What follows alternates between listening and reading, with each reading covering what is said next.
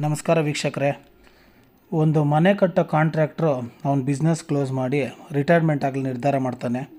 ಆಗ ಅವನ ಹತ್ರ ಕೆಲಸ ಮಾಡ್ತಿದ್ದ ಮೇಸ್ತ್ರಿ ನಿರಾಸೆಯಿಂದ ಕೆಲಸ ನಿಲ್ಲಿಸೋದು ನೋಡ್ತಾನೆ.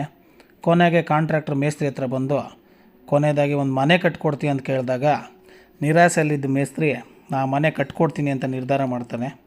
ಆ ಮೇಸ್ತ್ರಿ ಕಡಿಮೆ ಗುಣಮಟ್ಟದ ಸಾಮಗ್ರಿ ಬಳಸಿ ಮನೆ ಕಟ್ತಾ ಇರ್ತಾನೆ. ಹಾಗೆ ಕೆಲಸದ ಮೇಲೆ ಇಂಟ್ರೆಸ್ಟೇ ಇಲ್ಲದೆ ಕಡಿಮೆ ಗುಣಮಟ್ಟದ ಕೆಲಸ ಮಾಡ್ತಾ ಕೊನೆಗೆ ಹೇಗೋ ಕೆಲಸ ಮುಗಿಸ್ಬೇಕು ಅಂಥೇಳಿ ಕೆಲಸ ಮುಗಿಸ್ತಾನೆ.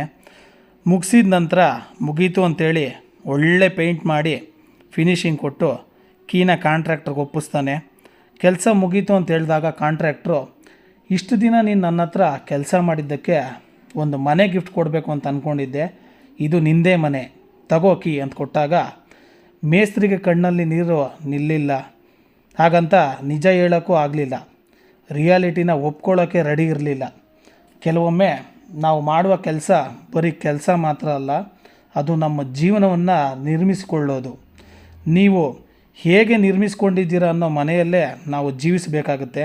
ಹಾಗಾಗಿ ನಾವು ನಿರ್ಮಿಸಿಕೊಳ್ಳುವ ಆಲೋಚನೆ, ನಾವು ನಿರ್ಮಿಸಿಕೊಳ್ಳುವ ಪ್ರವರ್ತನೆ, ನಾವು ನಿರ್ಮಿಸಿಕೊಳ್ಳುವ ಭಯ, ಕೆಲಸದ ಕಡೆ ಇರೋ ಗೌರವ, ಇದು ನಮ್ಮ ಜೀವನವನ್ನು ನಿರ್ಧಾರ ಮಾಡುತ್ತೆ.